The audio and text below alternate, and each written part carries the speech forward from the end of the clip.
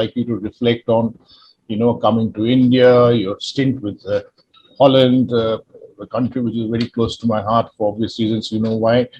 And my daughter lives one station away from your house, and you said that Netherlands so different from India. So can you please elaborate how? Now it On the starts basis of your journey here. I mean, this long 4-year journey that you've had. like, as you know, I'm writing a book about my journey, so that already took me 1 year. So just explaining everything now will be almost impossible, but I will try No, not everything, try to whatever do the little. headline. 4.5 years when I arrived here in India. Yeah, you started with, okay, what kind of situation is it with the girls? How are they? What is their level? And I saw them in the Germany matches, the World Cup Juniors, and I knew from my friend Raul Era how they played because they lost the semifinal from the Netherlands, but actually they played better. So from that moment, I knew this team would be good in the future because if you see this history, under 21 teams who are performing well at the Junior World Cups, they are also doing well at the end years later. You saw it with the Argentina men, you saw it with the Belgium men. They all won big things in the youth, and then they were successful at the seniors. So that was for me one of the reasons to start with these girls, and I started in Bhopal. And yeah, what I saw like girls, the fitness was not good enough, and yeah, the hockey tactics, they were not able to play more system, the mindset. Yeah, it's like, okay, we lost the match with 1-0, or we are 1-0 down and we already lost the match.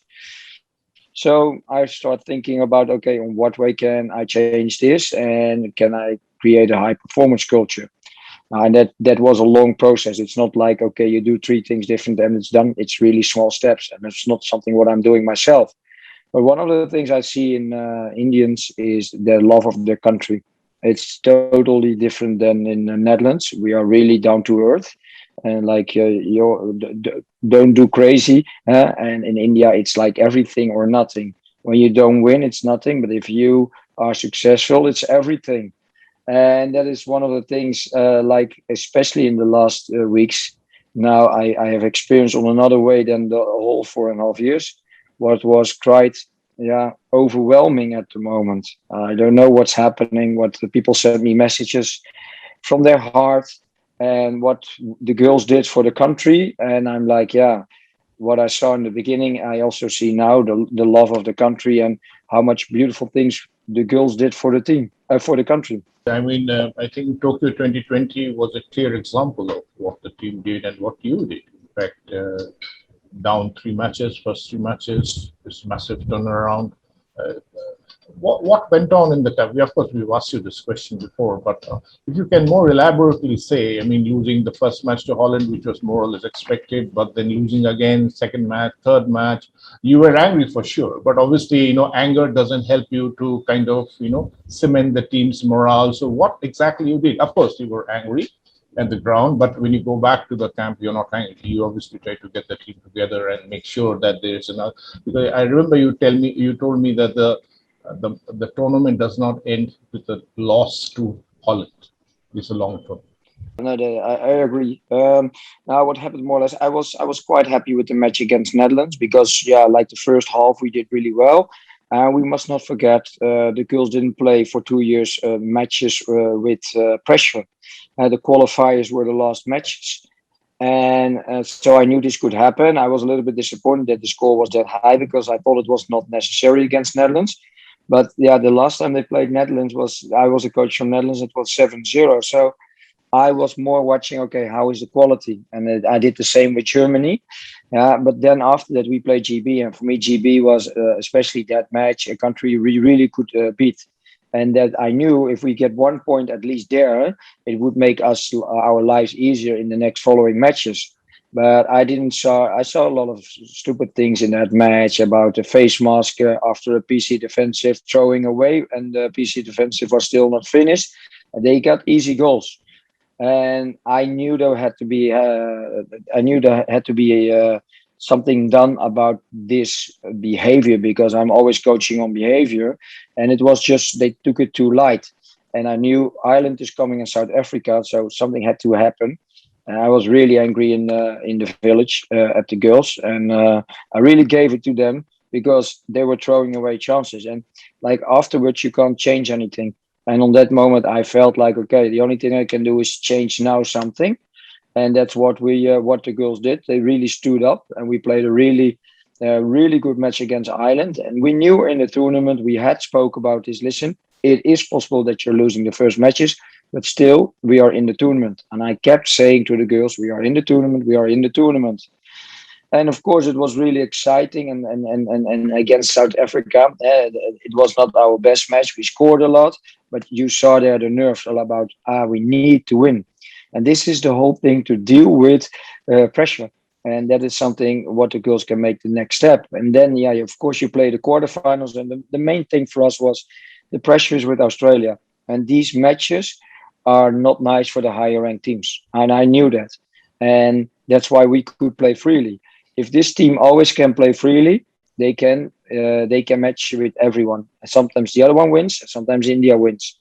And that is how the strategy was. And it was also in the last two matches. GB had to win, Argentina had to win. And we were pretty close. And I think at the end, as coach, I'm watching, okay, did we reach our potential?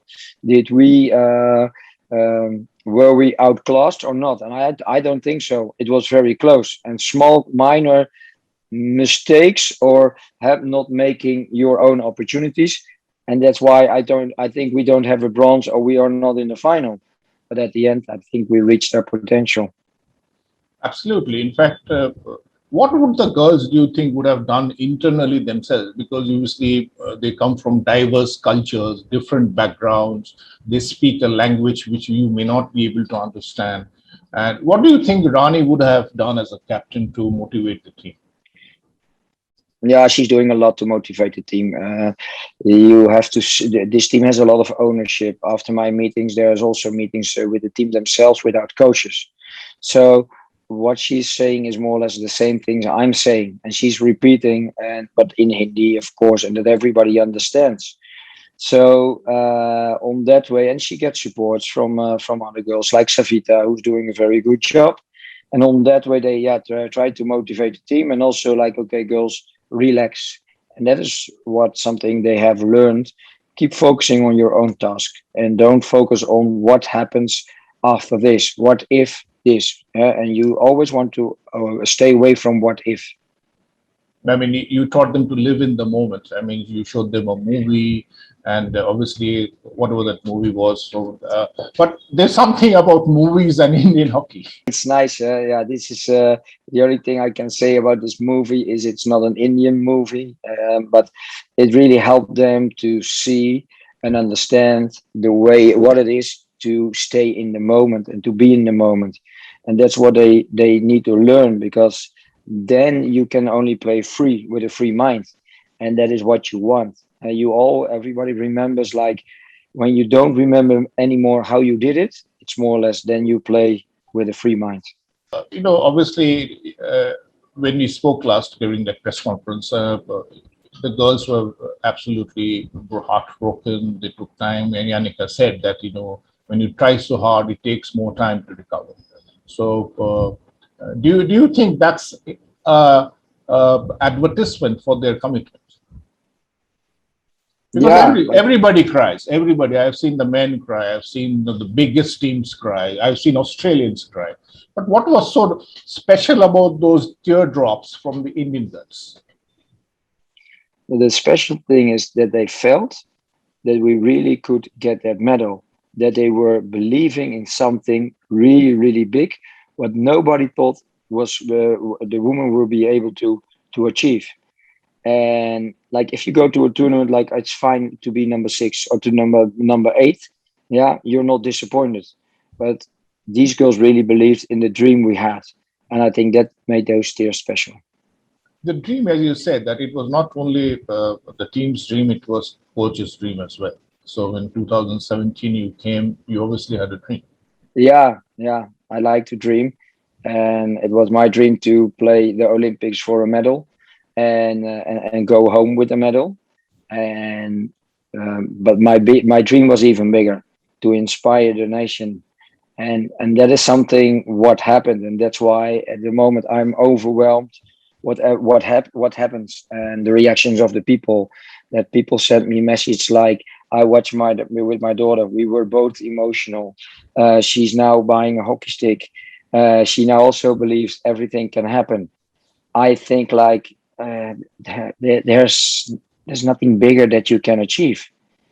And we always said, listen, we want to improve the position of the woman. We want to inspire young girls.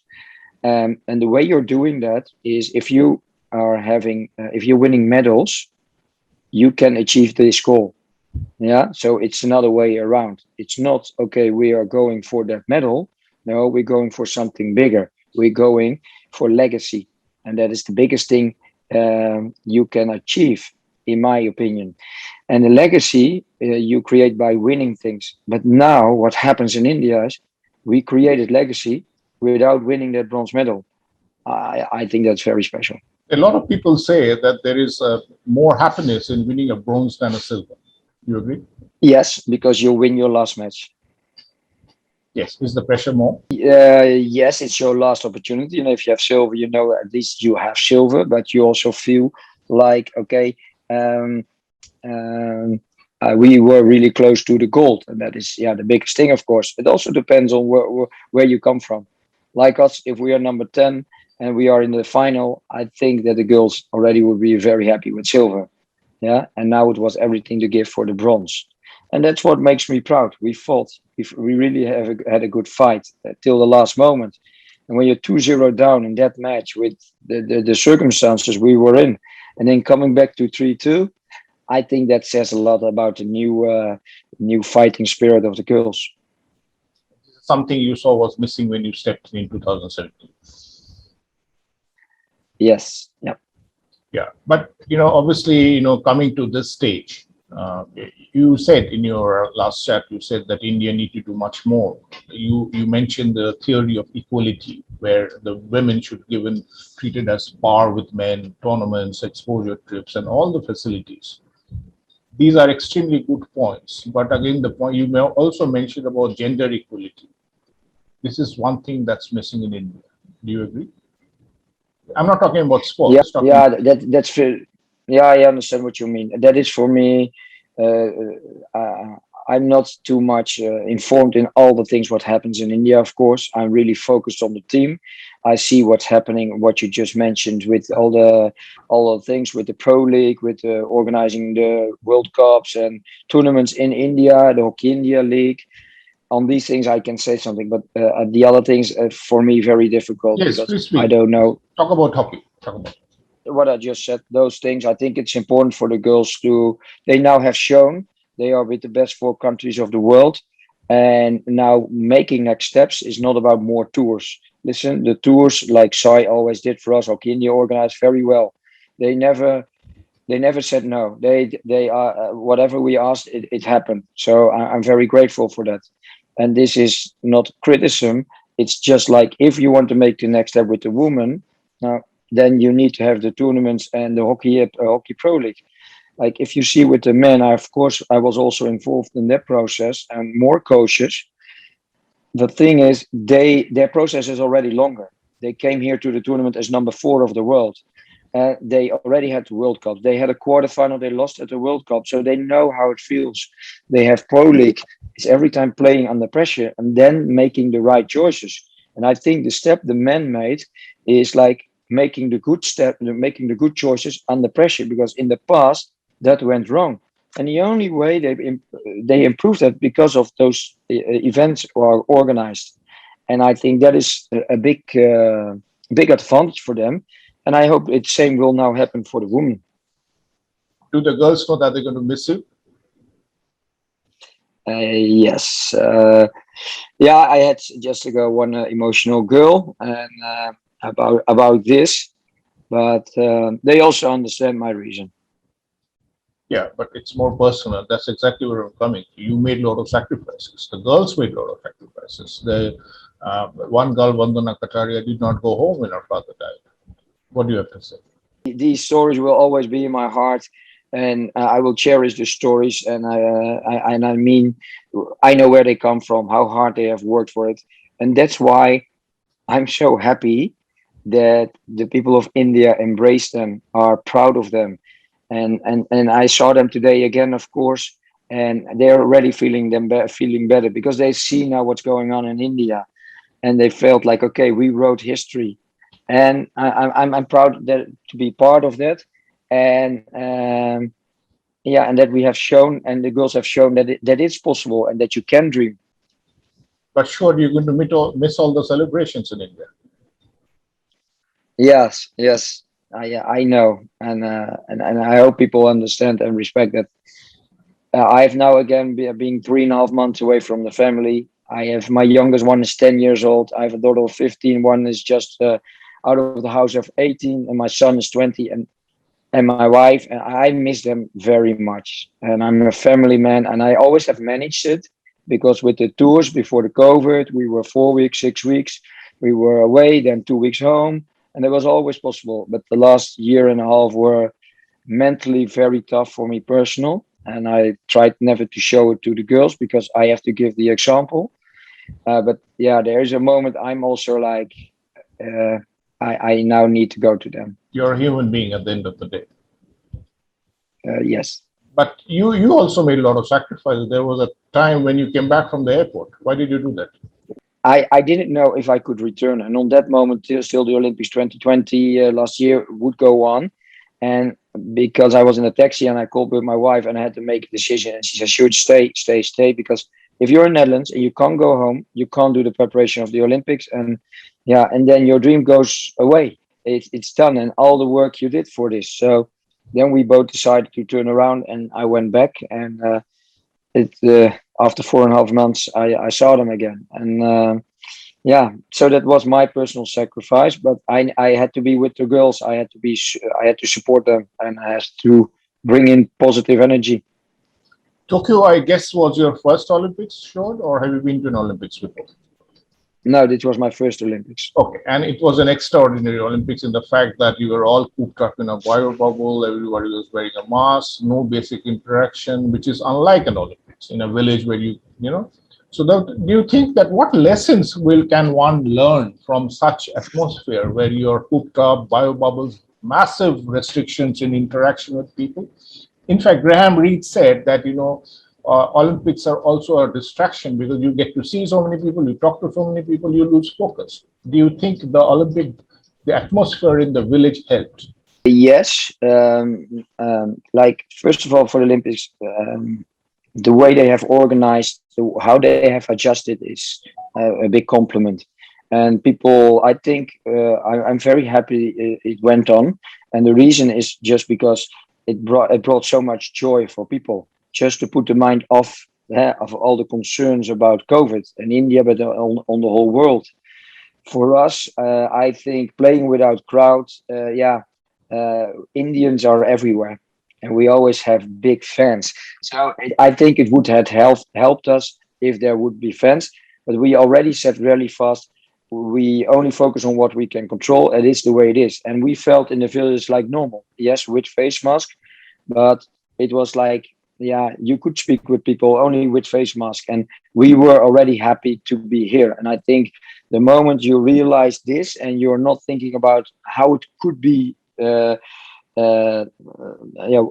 how it could be, then yeah, you're not distracted and you're happy what you have. And I think that is one of the lessons we all have learned in the COVID situation.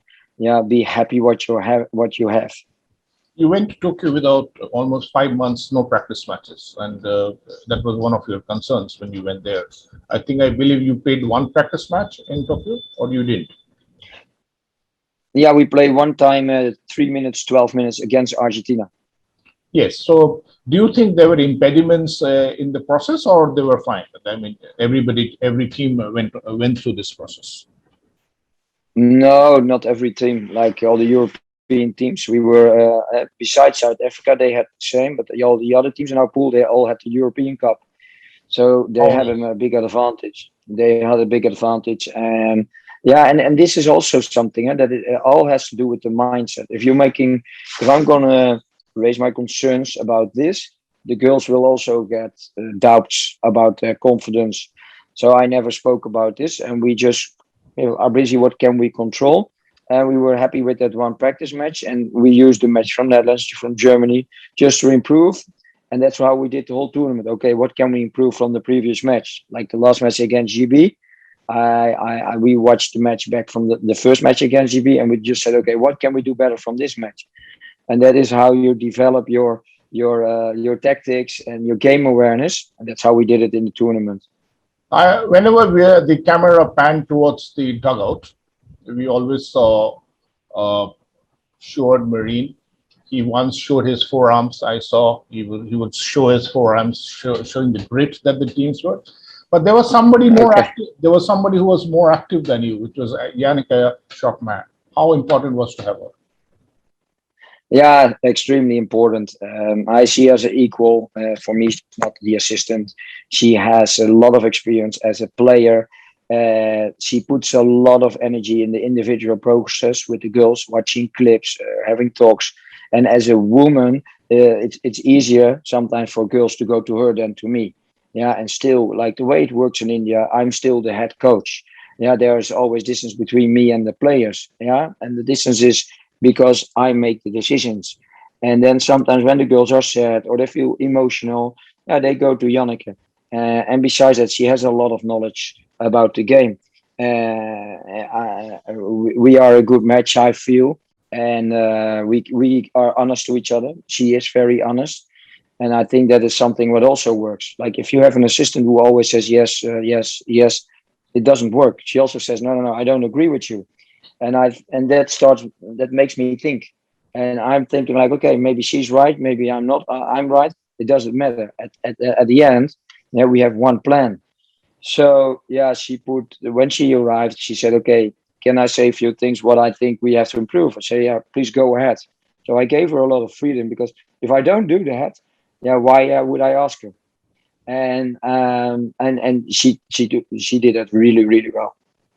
Did you get her? You got her? When did she come? Yeah, yeah. I contacted her, and she came in January 2020, just before the New Zealand tour. And I called her, and we just played the qualifiers. And I said to her, "Listen, Jan, I have a strange question, but do you want to be my assistant?"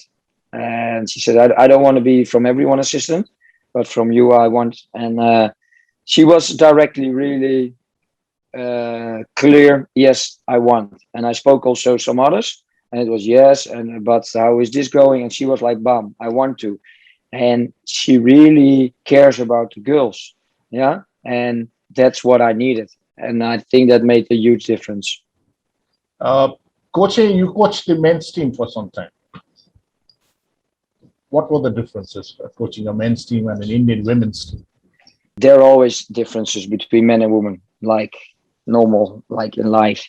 um, One of the differences with the men is that, um, now let's say the women are, they follow their coach easier, and if I say left, we go left, and the men say, yeah, okay, we go left, yeah, but we also want to know why, and not and if you can say, no, no, I'm gonna go right, but I'm not telling you.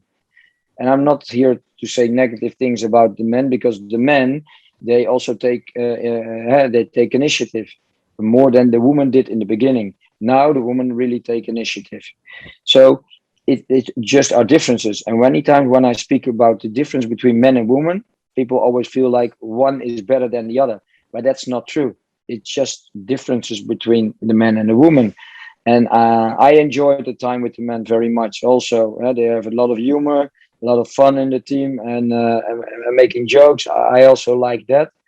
Um, and I'm also very happy for them. I also saw the process, and happy for Graham that he also had the bronze. There are good things happening for in general in hockey for India.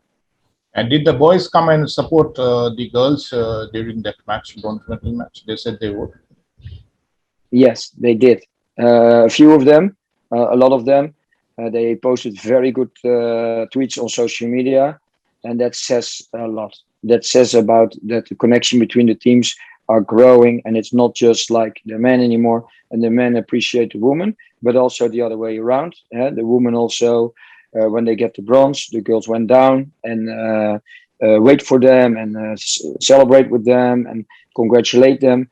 So it works on both sides. And yeah, what you give, you get. Sure, this hockey revolution that has happened in Tokyo, do you think it will make India a more sportingly aware country and not just cricket, cricket, and cricket? I think so. It opened people's eyes, and now it's very yeah. You now have to be very wise and smart. What are the next steps? How can we have more benefit from this as hockey in India? But I think it's not only hockey. I think it's in general how much joy and happiness and pride sports can bring to the people. And like Neeraj is that he won the gold, it makes people cry, and I think that is the beauty of sport. So I see it more bigger than only hockey. That's a very good answer. I mean, Neeraj winning a goal on the last day of the Indian competition is perhaps one of the most significant gold medals we've ever won, perhaps. What do you think? Yeah, we just celebrate with all with everyone his golden medal, and a lot of respect to all the to everyone, to each other, and that are beautiful moments. And yeah, these things are really great and important, and now it's really important. India keeps building on this and creating a high performance sports culture that in the future more and more things can happen like this.